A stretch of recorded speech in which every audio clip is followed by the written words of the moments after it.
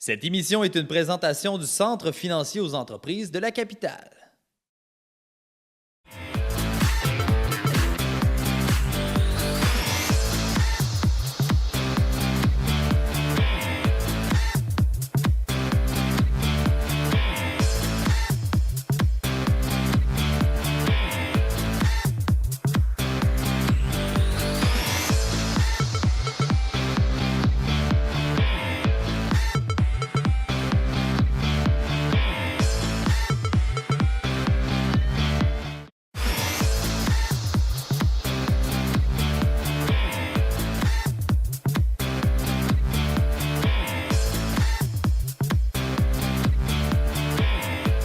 Ça fait 20 ans que je suis dans le domaine brassicole. J'ai commencé en 94, en fait, 92, pardon, chez Boréal, la brasserie Boréal à Blainville.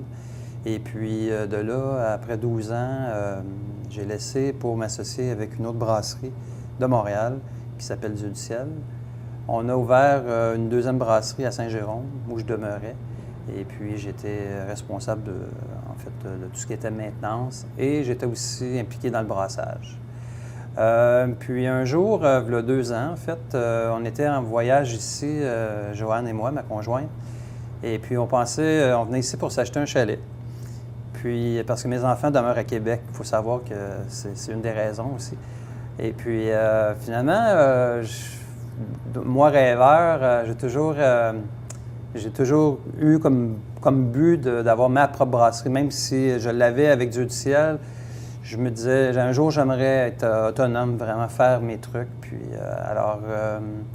en passant par ici, à Sainte-Anne-de-Beaupré, on a réalisé qu'il y avait un manque, en fait, qu'il n'y en avait pas.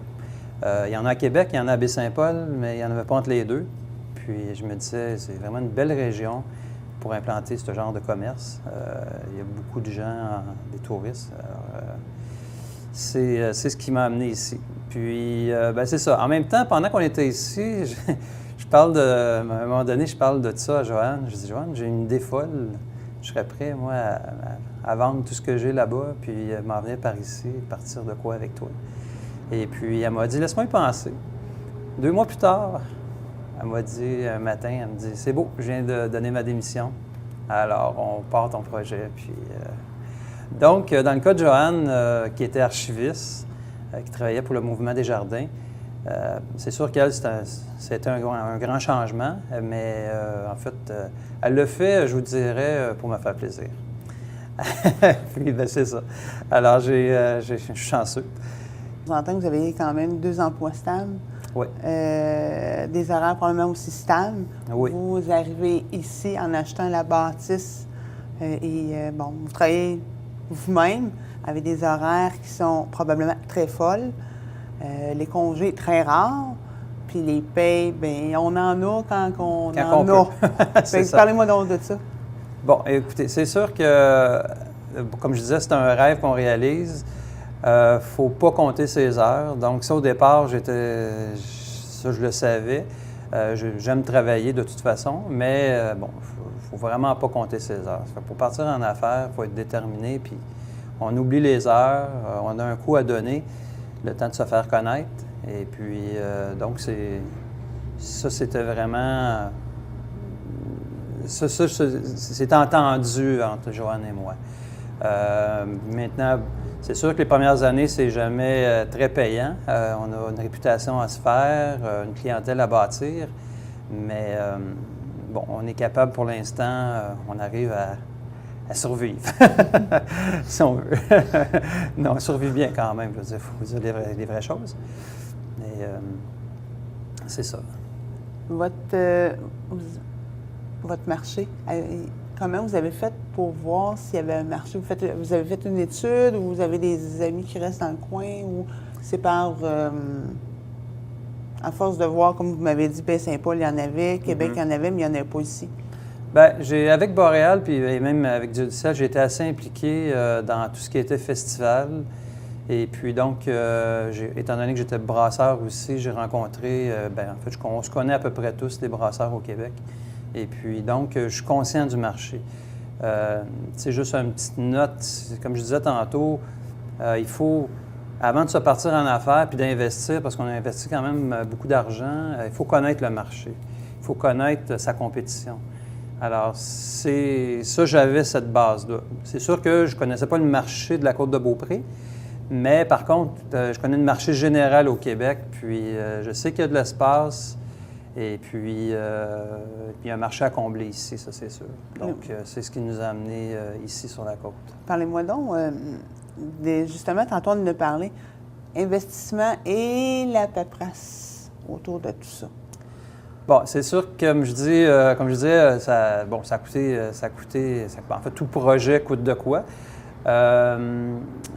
Ce que je pourrais dire là-dessus, c'est que au niveau, en fait, premièrement, la première chose qu'on a fait quand on est arrivé ici, c'est on est allé voir le CLD pour leur demander, est-ce qu'il y avait des programmes d'aide ou est-ce qu'il y avait un intérêt, eux, à aider un entrepreneur comme une entreprise comme la nôtre. Et puis, la réponse était oui. Au niveau de l'aide, on nous a aidés. Il n'y a pas vraiment de subvention qui s'attachait à nous autres. Mais par contre, ils nous ont quand même guidés. Ensuite, ils nous ont présenté la ville de Sainte-Anne-de-Beaupré. Ils nous ont présenté ils nous ont présenté le local ici. Nous, en tout cas, moi, personnellement, je suis tombé en amour avec la place, le fleuve. Il n'y a aucune terrasse au bord de l'eau entre Québec et Baie-Saint-Paul. Alors pour moi, ça, c'était vendu, là. Puis, on a rencontré la ville de Sainte-Anne, des gens accueillants. Ils nous ont beaucoup guidés. Et puis, ils nous ont aidés, puis ils nous ont guidés aussi. Alors, c'est ce qui a fait qu'encore une fois, on a choisi de s'installer ici. Mais vous brassez ici, dans une pièce juste à côté d'ici. Vous avez combien de bières? Bon, pour l'instant, en fait, au départ, le plan, c'était d'avoir 6 bières à moi et des bières invitées. On a 13 lignes de bières ici. On peut offrir 13 produits différents. Donc, j'avais 6 bières au départ, 6 bières invitées. Maintenant, avec le printemps qui était un petit peu tranquille, après le ski, ça a tombé, on pourrait se dire, mort un peu. Là. Donc, ça m'a permis de brasser autre chose. Parce qu'il faut savoir qu'une bière, ça prend environ 2 à 3 semaines à faire, selon les types. Ça fait que, étant donné que j'avais moins de roulement sur certains produits, bien là, ça m'a permis d'en faire d'autres. Puis moi, ce que j'aime faire, c'est que en fait, le départ, la structure, c'était de faire des bières de style, ce qu'on retrouve dans le monde. Je fais une noire de style anglais, une rousse de style irlandais, je fais une blanche de style allemand. Alors, je joue avec les styles comme ça, j'essaie de les imiter. Avec vos recettes? Avec mes recettes, avec les ingrédients qu'on a ici en Amérique, avec l'eau de la place, naturellement, qui est excellente. Et puis, donc, c'était ça au départ. Là, maintenant, j'ai aussi vendu, pendant la période tranquille du printemps, j'ai aussi vendu à des bars de Québec, à des bars de la région de Montréal, parce que je peux vendre à l'extérieur. J'en bouteille pas encore. C'est un projet qu'on a éventuellement. On s'en fait demander à tous les jours. Mais pour l'instant, ça se limite de la bière en fût, vendue en baril. OK. Oui.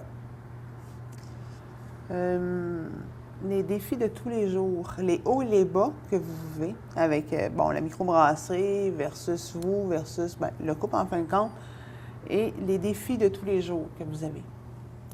Bon, les défis de tous les jours, c'est sûr, le plus gros défi, c'est de se faire connaître, de se faire apprécier, mais de se faire connaître. Ensuite de ça, naturellement, il y a la poutine au quotidien, là, comme on dit en bon québécois.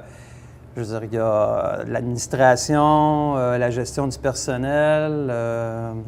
Donc, ces choses-là, c'est pas mal les grands défis. De savoir s'entourer. Moi, j'ai comme qualité, je sais m'entourer. Joanne, elle a son champ de compétences. On a des gérants qui, eux, vont compléter tout ce qui est pub. Moi, je m'occupe encore à 100 % de la brasserie, de tout ce qui est recettes, tout ce qui est bière, c'est moi qui s'en occupe encore. Éventuellement, j'aurai de la relève, mais pour l'instant, c'est pas encore assez. Donc, comme défi, c'est surtout de se faire connaître. On a participé dernièrement au Festibiaire de Québec, qui avait lieu mi-août. Et puis ça nous a amené déjà, on a une retombée là, sur nos ventes. Les gens Les gens ont goûté à ce qu'on faisait, puis en même temps, ils ne nous connaissaient pas. Donc, puis on est juste à côté de Québec. On est la banlieue de Québec. Alors, ça a été vraiment, stratégiquement parlant, c'était un bon coup pour nous. Puis, on va y reparticiper encore l'année prochaine. Par contre, j'ai été approché pour faire d'autres festivals au Québec, mais je n'ai pas nécessairement d'intérêt pour l'instant. Étant donné qu'on ne vend pas en bouteille, je ne vois pas l'intérêt de me faire connaître à Montréal ou à Chambly, par exemple. Qui vous a montré à faire de la bière en tant que telle? Parce que la base, vous n'êtes pas un brasseur. Pas du tout, non. En fait, ça a commencé, étant donné, comme je disais tantôt, je suis électricien industriel. Chez Boréal, en 1996, ils ont acheté une salle de brassage allemande. Mais ils ont acheté les équipements, mais ils n'ont pas acheté le contrôle électronique. Alors moi, j'ai participé à l'élaboration, la programmation de tous les ordinateurs. Puis en faisant ça, je m'assoyais avec les brasseurs, puis là, je programmais. Puis là, le brasseur me disait « Je veux faire ça, je veux faire ça. » Puis là, « Pourquoi tu veux faire ça? » Puis c'est comme ça que l'intérêt m'est venu. Parce que moi, on va dire les vraies choses. De la bière, j'en ai toujours bu. Puis là, chez Boréal, je pouvais en avoir, on va dire, tant que je voulais, façon de parler. Tu sais, c'était pas un problème. Je n'avais pas besoin d'en faire pour économiser, si on veut. Le goût d'en faire, c'était justement d'explorer. Parce que faire de la bière, c'est faire de la cuisine. C'est exactement la même chose. La cuisine est peut-être un petit peu plus coûteuse, plus complexe, mais c'est de la chimie. On joue avec des ingrédients. On joue avec de l'eau, des céréales, des levures, du houblon. Alors, tu sais, c'est vraiment faire de la cuisine. Alors, c'est comme ça que ça a commencé, le goût. Ensuite de ça, j'ai pris quelques petits cours. Au Québec, ils se donnent des cours, des formations d'une semaine, de 2 jours, etc. J'ai pris des cours comme ça.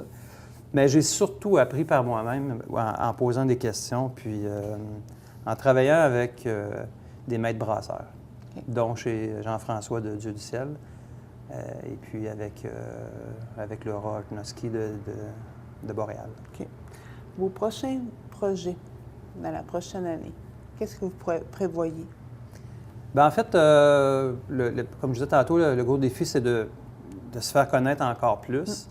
Ensuite, on veut éventuellement offrir un produit pour apporter. Ça, comme je disais, à tous les jours, on s'en fait demander. Puis, il y a un marché pour ça. Alors, la prochaine étape, c'est ça. C'est vraiment d'en arriver à ça. Ensuite de ça, maintenant, moi, je vois ça un peu pour couvrir la région ici. La Côte-de-Beaupré, la région de Québec. Il y a des dépanneurs spécialisés. Alors, ces gens-là me connaissent, puis ils m'attendent. Ça fait qu'un jour, quand j'aurai des produits, je suis certain d'en vendre au moins à ces places-là. Puis après ça, on verra. Vous êtes en affaires avec ici depuis le 22 décembre dernier. Oui, C'est même pas un an encore. Non. Comment elle se porte présentement, la microbrasserie? Bien, très bien. Honnêtement, comme je disais, il y a eu un départ assez populaire. Je trouve pas les mots, là, mais au début, probablement que les gens de la place, les jeunes en particulier, attendaient, voulaient voir, étaient curieux. Ensuite de ça, quand le ski a terminé, avril, là, ça a tombé un petit peu plus mort. Puis là, mais j'avais pas encore mon permis de terrasse, je pouvais pas ouvrir. Puis là, c'est toujours au niveau administratif, bureaucratique, il y a toujours des délais, puis c'est quand même long. Les demandes de permis, il faut être patient. Puis finalement, on a eu notre permis au début juin pour la terrasse. Et puis, on a eu un été de terrasse, extraordinaire. Il a fait beau tous les jours. Alors ça nous a vraiment aidé à nous faire connaître, puis financièrement aussi, on va dire, des vraies affaires. Conseil à donner à quelqu'un qui veut se partir en affaires. C'est quoi le conseil que vous aimeriez donner? Bien, en fait, il y en aurait quelques-uns. Le premier, c'est de bien connaître son marché. C'est de savoir, OK, c'est qui mon marché? C'est quoi mon marché? C'est qui ma compétition? Ça, c'est vraiment essentiel. Tu peux pas dire, tu as un rêve, oui, mais il faut connaître vraiment son marché. Moi, après 20 ans, je peux dire que je le connais, mon marché. Je ne connais pas tout, mais je le connais assez bien. Après ça, c'est de savoir s'entourer, parce que aussi, Moi, je suis peut-être un bon brasseur. Je me lance des fleurs comme ça, là. Mais je ne suis pas capable... en fait, je ne peux pas tout faire. Même comme entrepreneur, j'aimerais ça tout faire, mais à un moment donné, tu ne peux pas tout faire. Il y a juste 24 heures dans une journée, puis c'est ça, c'est pas assez. Alors, il faut savoir s'entourer. Puis l'autre chose, c'est d'en parler. La plupart des gens, on a peur de parler. On a peur de parler de nos projets, on a peur de se faire voler nos idées. Quand tu as une bonne base, puis tu as aussi, bon, c'est sûr que ça prend un peu quelques moyens, ça dépend de ce qu'on veut faire dans la vie, là. Ça nous prend un peu de moyens. Mais quand tu as ça, tu n'as pas de crainte à avoir. Il faut vraiment faut en parler parce que quand tu en parles, souvent, tu vas te faire guider par du monde, tu vas avoir des conseils, des références, puis qui vont t'amener encore plus loin. Alors, ce seraient des conseils que je pourrais donner aux futurs entrepreneurs. Moi, on n'est pas entrepreneur. En tout cas, dans mon cas, moi, je ne pensais pas devenir entrepreneur. Mais, bon, à un moment donné, la vie nous amène, puis elle nous ouvre des portes, puis c'est ce qui est arrivé dans notre cas, en fait, dans le cas de Joanne et moi. Parfait. Merci beaucoup, Luc. C'est très gentil d'avoir pris du temps ce matin avec nous. Oui, merci. Profession entrepreneur a été rendue possible grâce à la collaboration du Centre financier aux entreprises de la capitale, Emploi Québec, le Centre local de développement de la Côte-de-Beaupré, la SADC de Charlevoix-Côte-de-Beaupré, Île-d'Orléans et des Carrefours Jeunesse Emploi de Montmorency et Charlevoix-Côte-de-Beaupré. Démarrer en affaires est le projet d'une vie. Il faut savoir s'entourer de personnes compétentes et avoir accès à une gamme complète de produits financiers. Que ce soit pour des conseils, du financement traditionnel ou du capital de risque, le Centre financier aux entreprises Desjardins de la Capitale est comme un guichet unique. En association avec d'autres unités d'affaires, le CFE sera vous accompagner dans le démarrage de votre entreprise et s'assurer que votre rêve se réalise. Le Centre local de développement de la Côte-de-Beaupré, ce sont des professionnels près de vous et de vos besoins. Une équipe qui peut vous accompagner tout au long de votre projet d'affaires et vous offrir des services d'appui technique et financier adaptés. Que ce soit pour un projet d'entreprise ou d'expansion, vous avez besoin d'un partenaire pour vos projets d'affaires, le Centre local de développement, un incontournable sur la Côte-de-Beaupré.